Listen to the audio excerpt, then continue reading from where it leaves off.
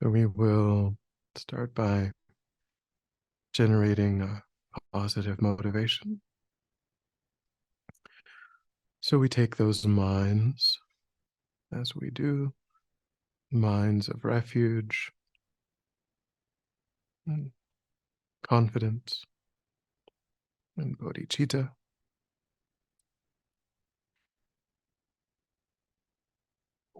We take those minds as the animating force behind our being here, that which instructs and motivates our coming together, our understanding of the importance of the Buddha's teachings, their relevance, their power, efficacy,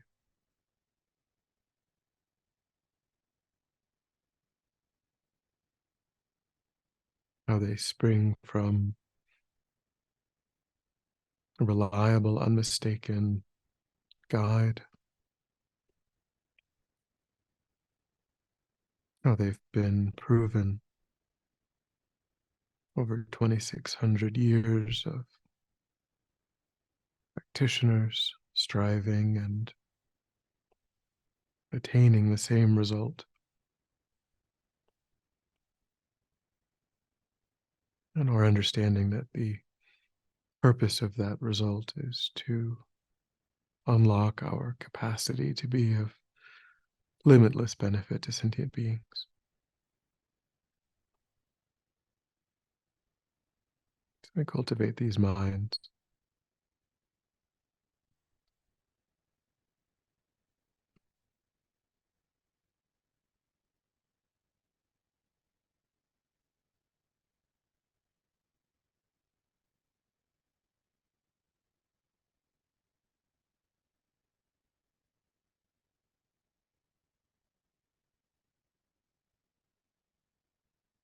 All right. So we are going to begin with day 265. Is there any old business before we gavel in new business?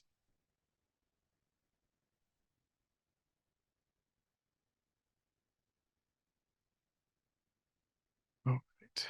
So the quotation for day 265, like molding dough in our hands, we can definitely turn our mind whichever way we want. The same quotation that Venerable Rabina uses for our Be Your Own Therapist class at the center from Lama Zopa Rinpoche.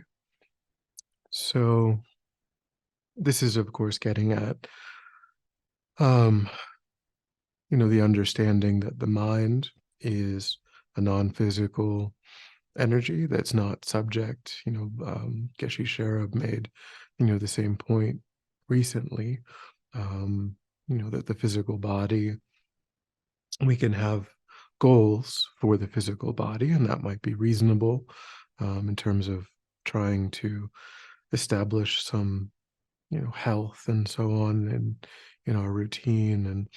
But regardless of what goal we set, we will reach an upper limit.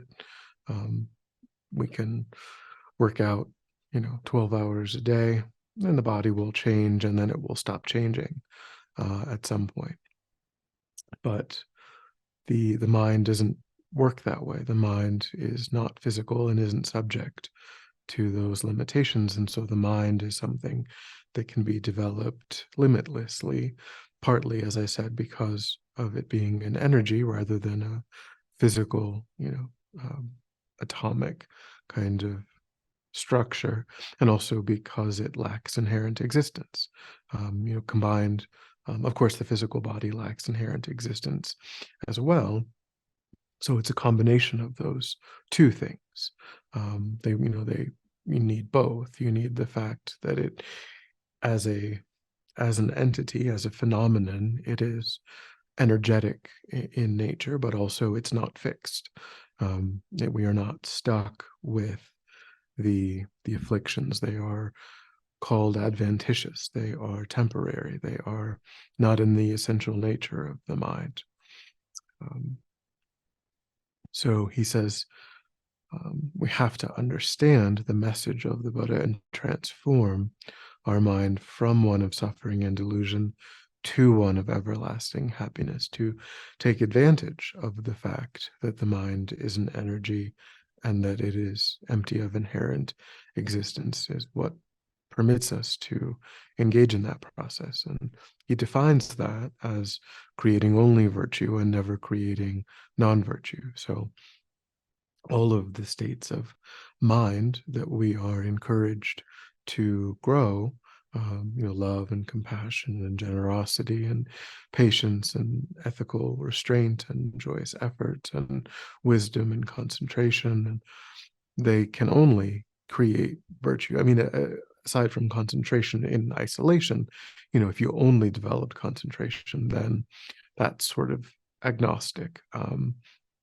Although they, from what I've heard, I believe it to be true, believe it to be my understanding that the the limits of concentration that are specific to Buddhism, for example, single pointed fully qualified, calm abiding, and even the absorptions beyond that, those are affected by non-virtue. So it's true that thieves and snipers and so on, they develop high degrees of concentration. They can be very, they have a lot of self-awareness, and they can be very quiet, and they can be very still, and remain in place for a long period of time. So they certainly have tapped into a degree of mindfulness that many meditators would certainly envy, but they might be using that in non-virtuous ways. And Buddhism would say that that is going to prevent these highest levels of concentration, the perfection of concentration, which is what Buddhism is particularly presenting as the goal, because the mind is too agitated by those non-virtuous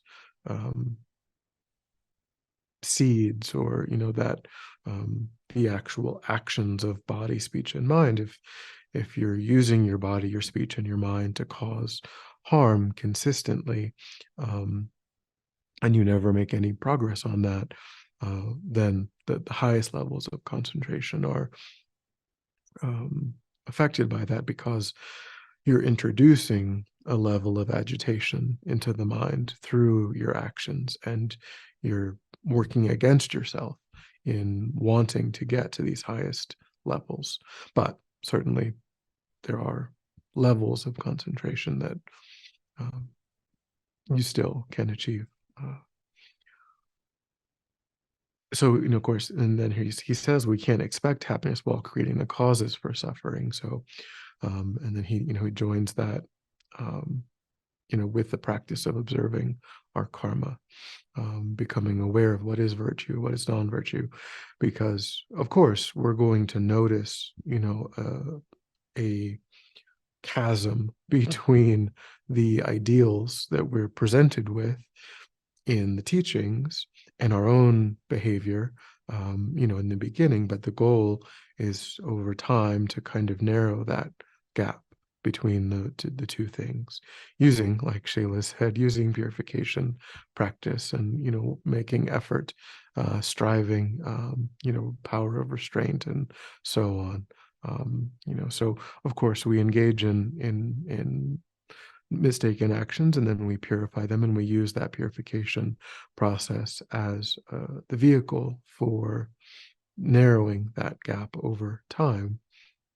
And also all of the other, the meditations on all of the positive things as well. The more familiar we are with patience and, so on, the easier it will be to cause that to arise in an active daily life.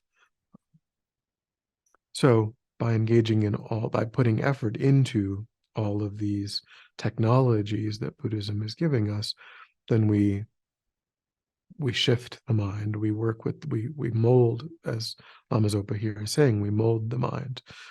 We can direct the mind. We can mold the mind. We can create the kind of mind that we want.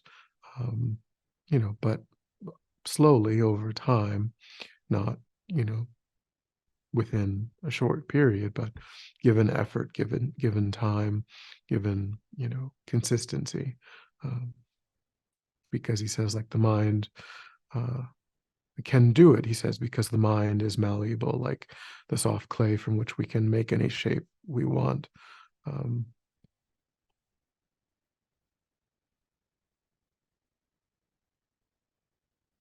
any any thoughts or questions that have come up? Um, yes, Venerable.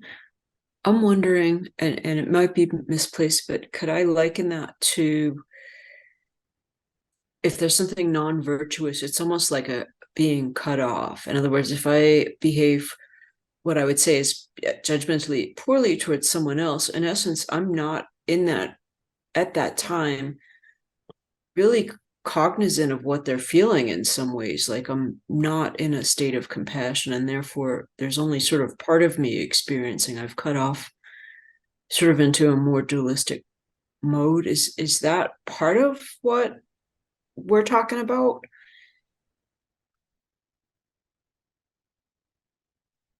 Yeah, I mean, so I think ultimately, everything, all of the teachings in Buddhism are trying to lead us toward directly seeing the nature of reality. That's all, really all that the Buddha really cares about, is getting people to that insight. That's the insight that fixes, all of the mistakes that we are making.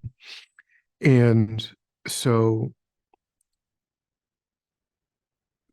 when we do that, when we accomplish that, then when the mind then the mind is no longer kind of operating under the false sort of narrow constraint of, this is just my body, this is this sort of narrow false um, perspective, which, as you're saying, is kind of like being cut off. This When we think that the body and the mind is fully independent, because the mind of an enlightened being pervades all of time and space, um, and the reason that you know enlightened beings still have spontaneous, natural love and compassion and so on is similar to why, when we have a cut, on our left hand, our right hand is going to just naturally get, the tissue or the bandage or whatever, and apply it to the left hand. The right hand is fine, right? There's nothing wrong. There's no reason why the right hand is going to do anything, because it's not hurt. But the left hand has a problem, and the mind is apprehending it all as one system. And so without thought, without intent, without like having to reason it or contemplate, just naturally, spontaneously, the mind will act for the benefit of the system as a whole. And it will use, the different parts that it has access to accomplish that. And when the mind is fully limitless and pervades all of time and space, then anything that is problematic, anything that's suffering, anything that the mind is perceiving as painful, it's not one's own pain, but just like, the left hand also isn't the mind. It also isn't, it's perceiving, it's seeing a signal, it's observing a painful event within what it considers to be like its system. And the mind of a Buddha is able to perceive the minds of every sentient being and so on. And so it just spontaneously works for that. So all of these states, they're kind of proxies, for us. Of course, we're not that, we don't have that. But so for us, we're trying to sort of develop it in proximal ways, through reasoning, through analysis, and so on. And all of it is working toward softening how we hold ourselves by intentionally cultivating love and compassion and generosity and patience and ethics and so on. Really, all of it is meant to set the stage, to create the ground that will enable us to directly see the nature of reality. And so really it's just, if we don't develop those things, then we are either moving toward enlightenment or we're moving away from it. Either we are, creating the causes in those conditions, or we're energizing the mind of self-grasping, the mind of self-cherishing, kind of the default easy state of things, where, like you're saying, though, in that state, what predominates is, do I really, is this affecting me? Do I really care? Do I have time? Is this convenient? Is this not convenient? Um, and then all of that kind of thinking is solidifying the way that we hold ourselves, and preventing the ground from being cultivated to see the nature of things. Um, and that's a choice, being ordinary or being enlightened is a choice. And the universe simply permits either one. And the Buddha's just saying, hey, I discovered that these are two things that are both possible. Here are the advantages of this one, and here are the disadvantages of this other one. So, maybe it's a good idea to try to do that.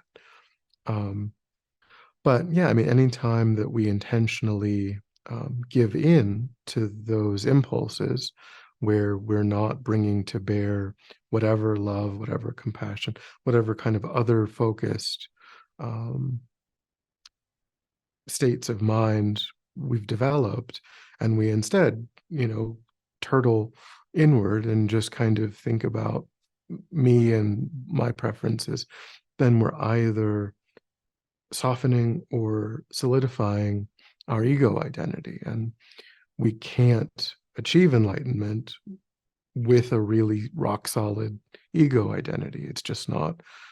It will prevent that from ever arising. Um, Thank you.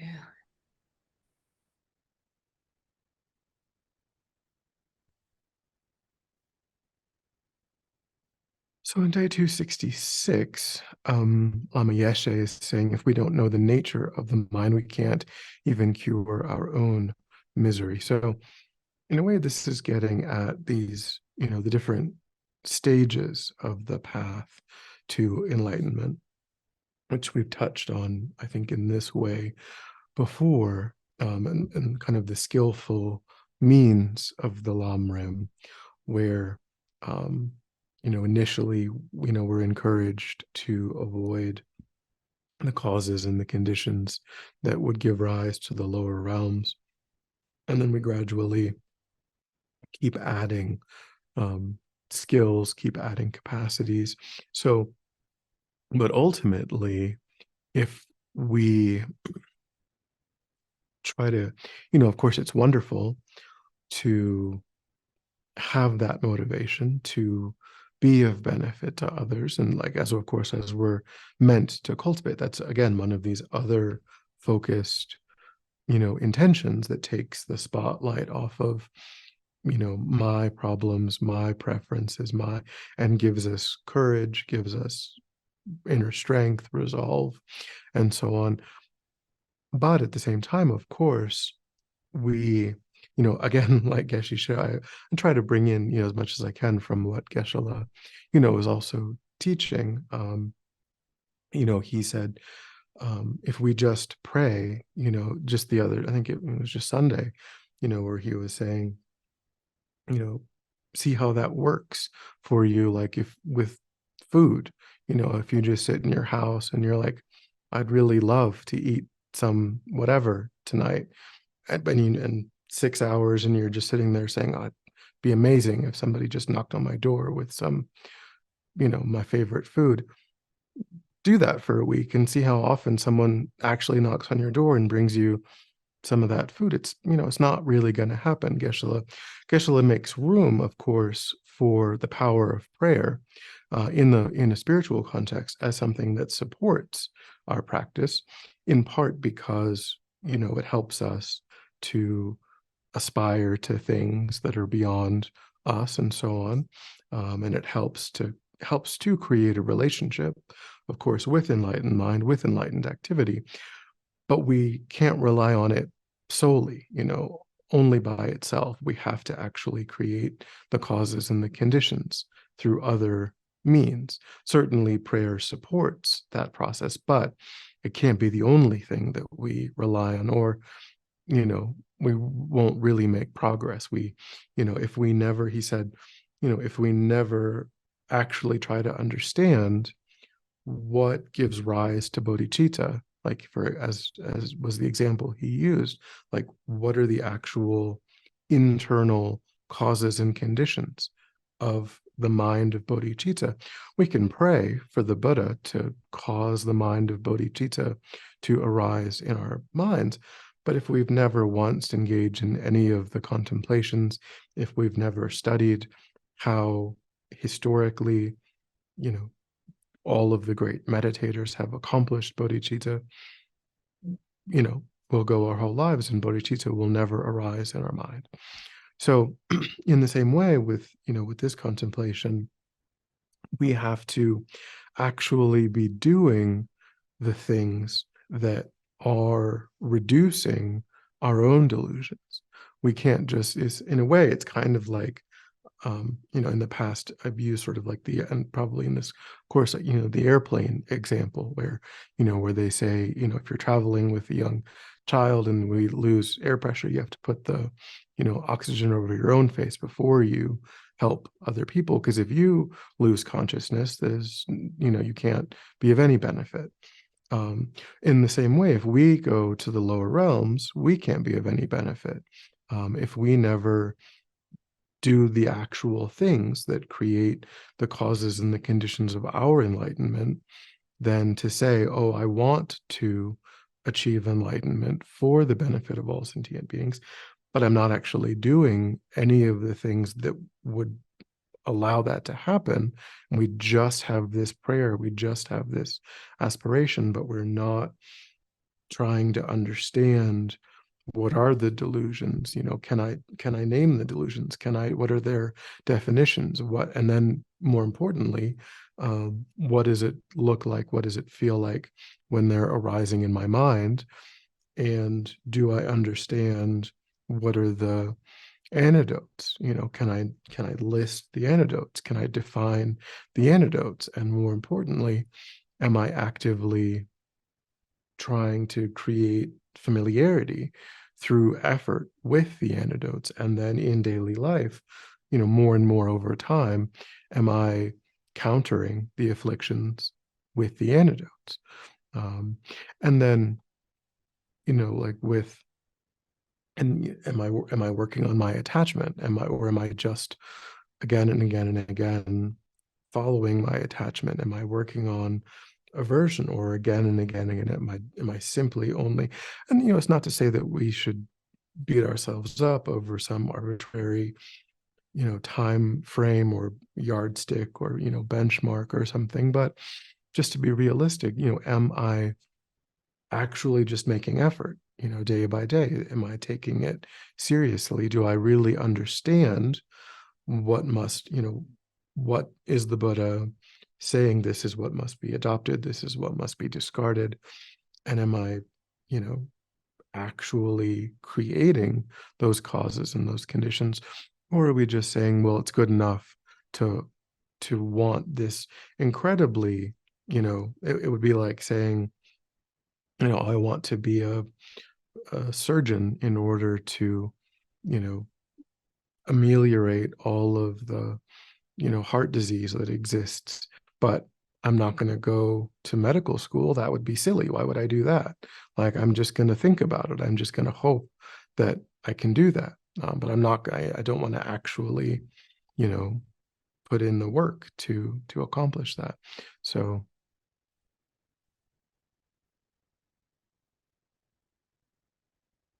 so he's talking about, when he says we have to first think about, love and compassion for oneself, he's not talking about self-cherishing. He's not talking about, well, I just want to have an easy time with things, but he's saying, do we really understand the true cause of suffering? Do we, and are we working to eliminate our own suffering?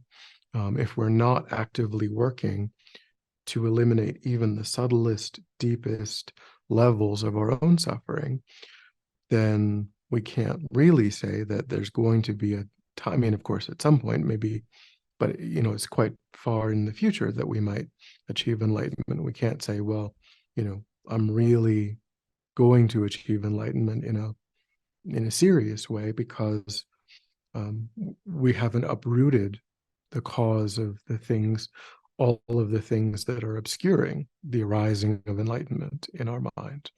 Um,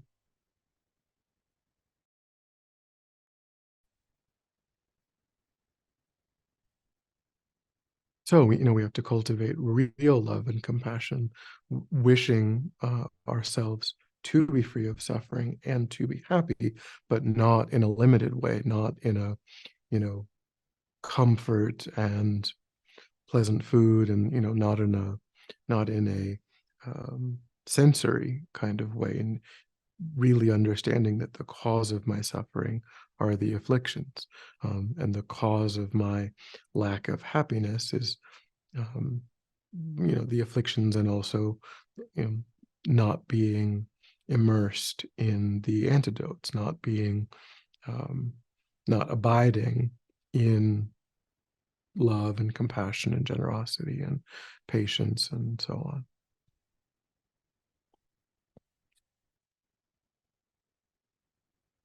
Any thoughts or questions?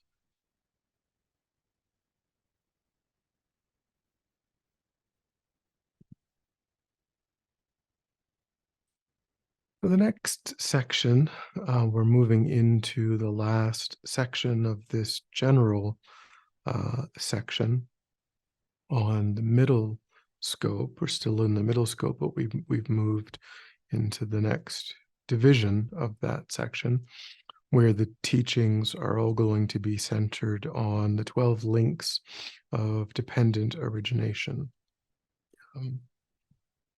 And again, this is also the topic that Geshe-la is teaching on until the end of October. And I don't know if he's going to pick it up again maybe next year. Sometimes if he doesn't finish something, he picks it back up when he gets back.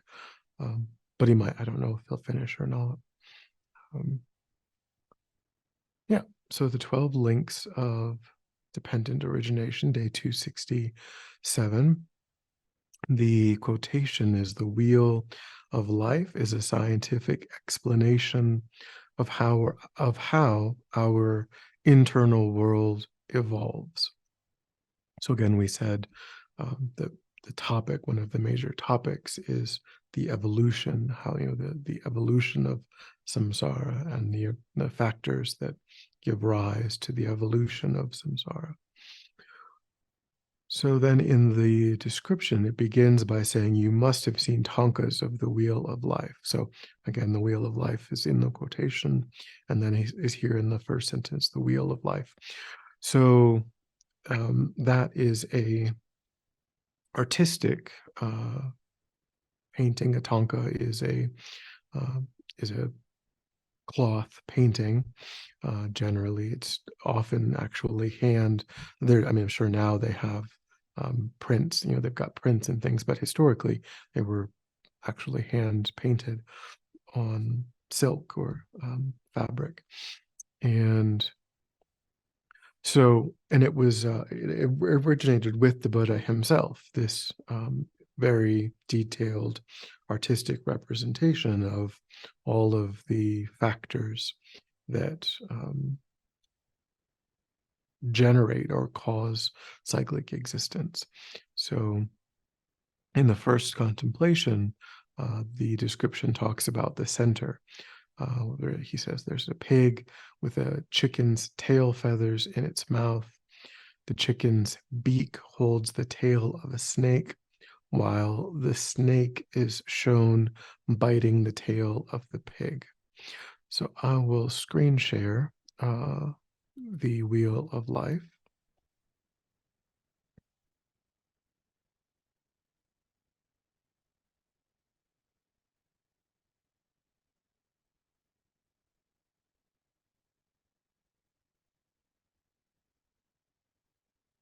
This is the Wheel of Life. And you can see, not sure why the pig is blue specifically. I've never seen a blue pig, but you can see maybe there's some reason, but you can see this. So this is what he's talking about here, the very center, the chicken or the rooster, sometimes it's called the rooster, and then the snake, and then the pig.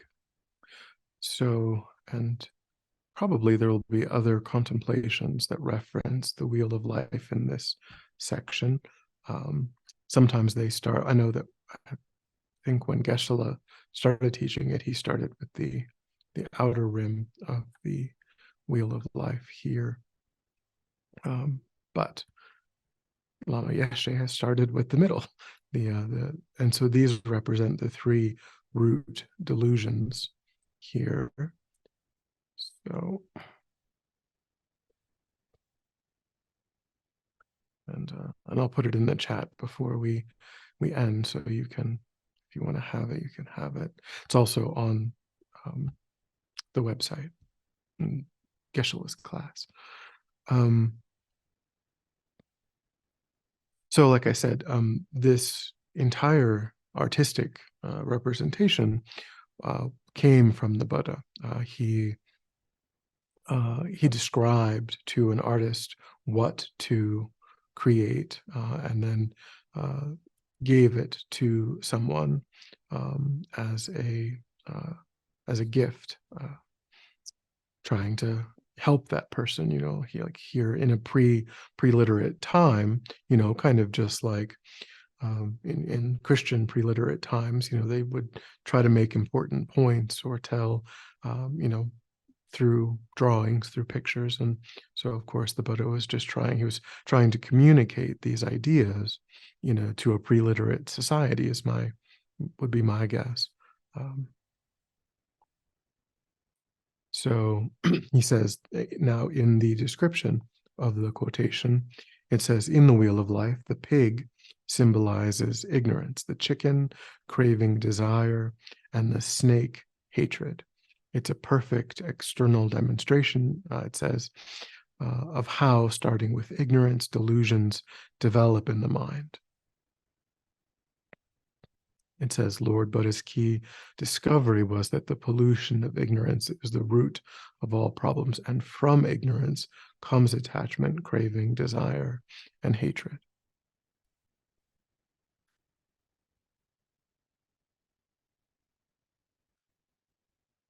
The next quotation is still about ignorance, but so we'll still be looking at that.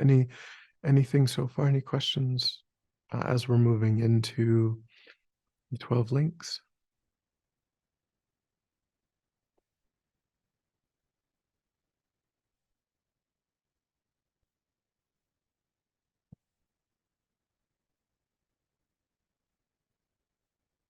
Okay, so I will, in the next quotation, it references again, the first link. So the three delusions at the center of the Wheel of Life are talking about how the three root delusions are part of the mind and how they give rise to all of the sufferings, but on the outer wheel, on the outer rim of the wheel, are the actual 12 links. The 12 links in total describe how the mind moves through cyclic existence. So the first link is ignorance. The first link so ignorance is depicted in the center as, in its form, as the root delusion. And then it's also depicted as the first link, and I'll screen share again so that you can see that. It's depicted again as the first link in the 12 links, which is now specifically talking about how the mind, how any mind progresses or interacts with or moves through cyclic existence. What are the dominoes in the mind that give rise to rebirth again and again and again? And that begins with ignorance. Okay.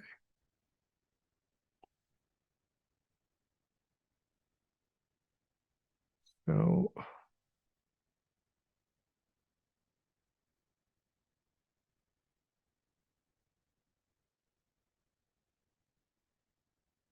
that is here, the blind man with the staff is here. Sometimes the figure is actually blindfolded, but here we're meant to just understand that the figure is blind.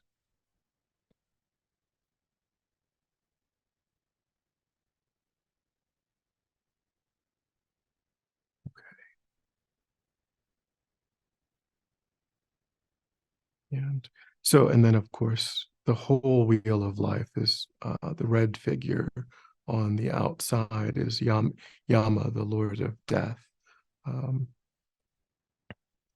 So we can, which is to say, that all of these processes are held in the jaws of the Lord of Death. What just happened? Oh, I just lost.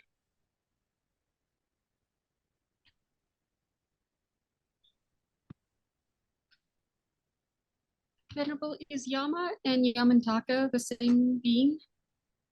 So Yamantaka is, I don't know what, my camera just turned itself off. So that was weird. So Yama is the Lord of Death. Yamantaka is the destroyer of death. So Yamantaka is a highest yoga tantra deity or figure, or that we practice. And the so when we say the destroyer of the Lord of the destroyer of death and so on, we're talking about another kind of way of talking about enlightenment is the deathless state, meaning that a person comes to see that death isn't a real thing, that there isn't anything that's truly dying in the sense of ceasing or being destroyed, or that it's just an illusion. That so Yamantaka is representing kind of, in a way, the deathless state, the state of enlightenment, where you recognize that the mind is itself eternal, and isn't coming into existence and then coming out of it, going out of existence. It's just certain coarse aspects of the mind that are shifting in dramatic ways, but the mind itself, is underlying all of that and isn't really ever being born or dying. So Yama is just sort of a personification of the idea. It isn't like Buddhists hold the view that but for some sort of mythical figure, we wouldn't die or something. It isn't like that. Yama is just a personification of the fact that ordinary beings experience death. It's not like there's a Satan or or like the Grim Reaper. It isn't like, well, if we could just get rid of the Grim Reaper, then we'd all have everlasting, eternal. It's not like that. Thank you. Okay.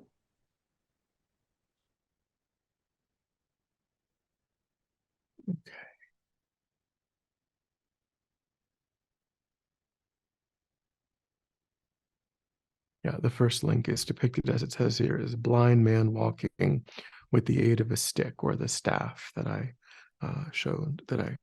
pointed out. And it says, this is how we are, stumbling blindly through samsara, making one mistake after another. This is the commentary. Because we constantly hold the concept of a truly existent I and misread how this I and all other things exist. Any thoughts before we continue? Any thoughts or questions before we go on?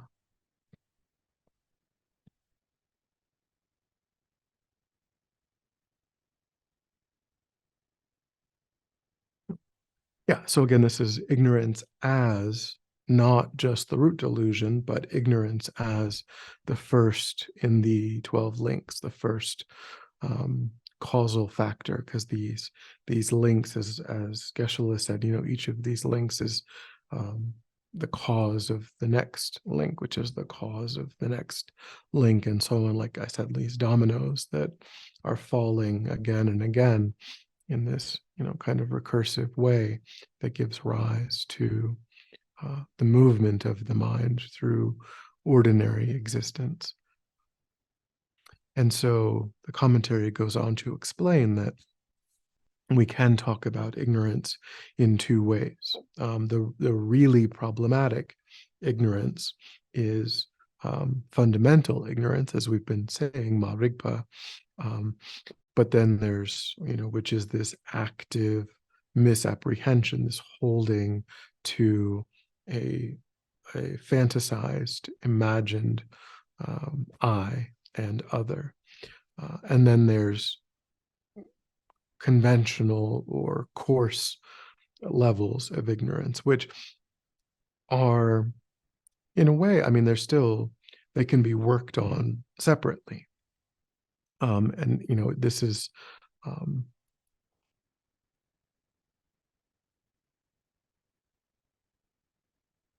yeah, so this is the Buddha says that, this is like ignorance of the law of karma, ignorance of the Four Noble Truths, ignorance of the way that things work, ignorance of how, and, of course, as it says here, that, of course, in an important way, ignorance of karma arises from fundamental ignorance, as do all of the mistaken perceptions.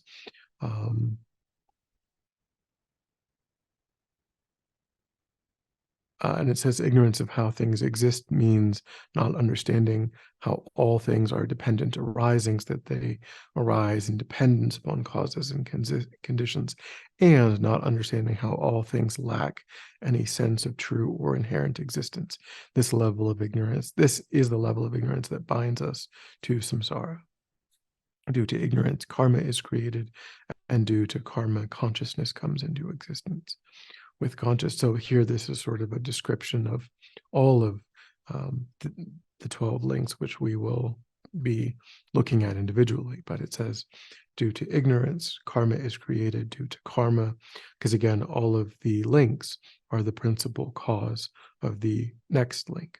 So due to ignorance, karma is created, and due to karma, consciousness comes into existence. With consciousness comes conception, also called name and form, where the 6 sense bases develop, which in turn gives rise to contact with the objects of consciousness. This generates feeling, which leads to craving and grasping. Craving and grasping, it says, are the key links at the time when we leave this body, causing us to jump from the body of our current life, which is now a corpse, to a new body. This is the link of becoming, from which comes rebirth. And finally, all that is left is aging and death. This is the evolution or mechanism that traps us in cyclic existence. So, I mean, while it's true that we uproot, for example, that coarser level of ignorance, the ignorance of the law of cause and effect, the ignorance of karma. It's also true, to some degree, we can study those things, and even though we'll make, unavoidably, we make some mistakes, given that our mind is still conditioned by fundamental ignorance. We still can generate the tools, like it says in the small scope, by really understanding karma deeply. We unlock, we level up the ability to avoid the lower realms. That's possible. A practitioner who masters the small scope can be a practitioner who can close the door to the lower realms. They don't understand they don't understand the wisdom that overcomes fundamental ignorance at this point. But they can study the Four Noble Truths, they can study the law of cause and effect. And although they don't understand it in the same way that, even an Arya Bodhisattva understands it, and certainly not in the way that the Buddha understands it, they understand it sufficiently. And if they, work within the bounds of karma that they've learned, that still functions to close the door to the lower realms, which is very helpful. It's a very useful thing to accomplish. So we're still going to reify things. We're still going to think, of truly existent I engaging in truly existent action in relation to truly existent other, which is something we ultimately have to overcome. But it's better, to be thinking about, truly existent I engaging in truly existent generosity to a truly existent other than it is to be, screaming and yelling and throwing things and beating people up and stealing and, all of those things that are actually, we're creating a contaminated positive karma, but it's better than a contaminated negative karma. It's certainly progress in the right direction. So I'm not going to answer questions about the whole process, because again, we have a number of contemplations where we're going to look at these individually. So I can't, I don't want to jump ahead and answer a lot of questions about the other 11 links, because we've got all of the rest of this section to look at the other 11 links. But are there any kind of general questions that aren't going to go into what's becoming and what's Venerable, again, this is kind of connecting maybe disparate parts here, but are the antidotes then kind of finding spots in the link, in those links, where we can kind of halt the process or reverse the process in some way? Yeah, so ultimately we have to overcome fundamental ignorance. If we don't do that, then we won't fully put an end to the cycle of rebirth. So as long as that is operative in the mind, as long as we are under the influence of that, then there is no way, because it says here, the next link is karma. The next link is intentional action. And so we can't avoid intentional action of any kind. And we can't avoid that it's as long as fundamental ignorance is there in the mind, we can't be a kind of being who isn't creating karma. So that's not really, we don't have that option, that opportunity. There are places, for example, like with contact, with feeling, with craving and grasping.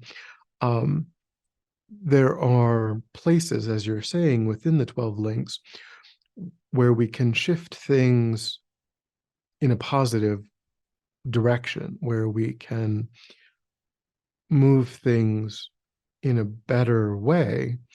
But what that basically means is creating, the causes of a good future rebirth rather than putting an end to cyclic existence as a whole, which is important.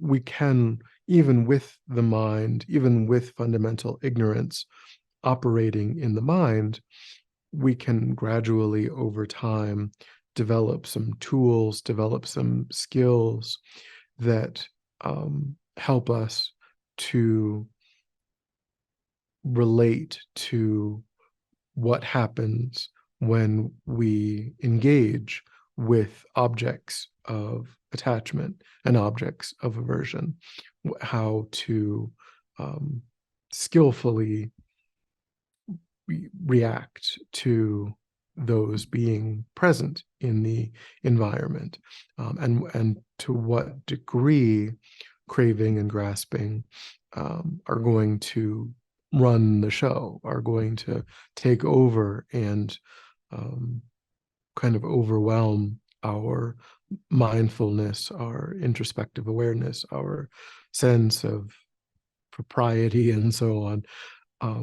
So there's, of course, there's a whole range of conventional antidotes that we bring to bear in various, as you're saying, in various places. Venerable Choki, she's gave back her vows, but when at the time she was Venerable Choki, I think she still goes by Choki now. But she's a wonderful teacher, and she has, I know that she's done workshops on, and they're really wonderful. So I think on YouTube you can find Choki is Chogyi. She's done workshops on, as you're saying, like where we can have some influence. What are the parts of the 12 links where we can be skillful about how to work within but still, I mean, ultimately the purpose, the ultimate goal is that we overcome the whole process of rebirth. And we do that by intervening before the first link, before, to excise fundamental ignorance from the mind entirely. And by doing that, we don't, then of course we, well, it depends. At that point, either we become, because this isn't particularly Mahayana. I mean, the 12 links themselves are not a particularly Mahayana presentation. So we could overcome fundamental ignorance and become an arhat, or we could overcome fundamental ignorance and become a Buddha. But they both practitioners do the same thing in that sense. They both put an end to cyclic existence, because again, this is the middle scope. We're not on the great scope. And so,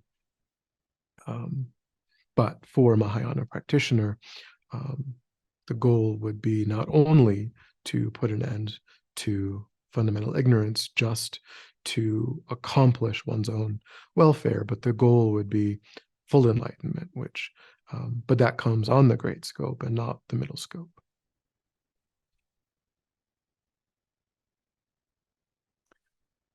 Okay, I think that's all the individual contemplations for today.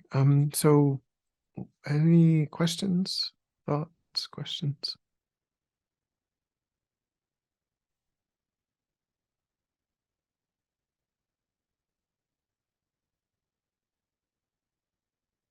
Nope.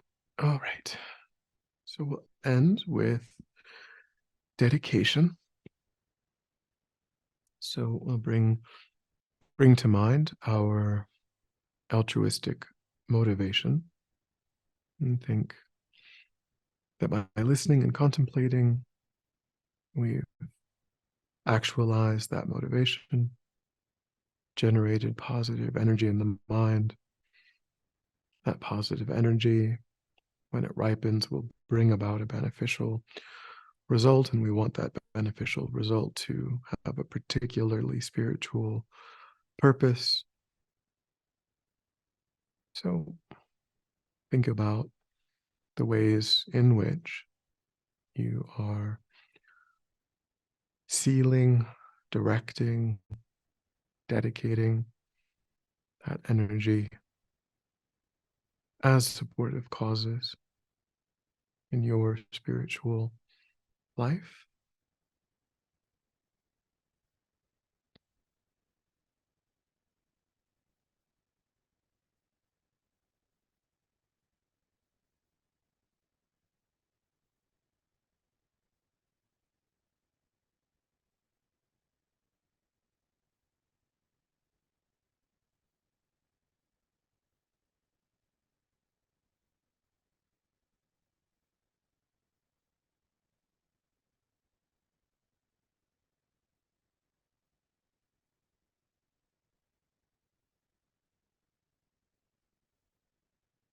All right. And like I said, I just put the, I have to put the Wheel of Life image in the chat if you want to download it. As I say, it's also downloadable from Yeshe Sherab Sunday class. All right. So I will hang around here until you guys all leave in case anybody wants to grab that from the chat. But yeah, so we will, today's Monday, so we'll pick it back up on Thursday with the 12 links, starting with karmic formation on Thursday.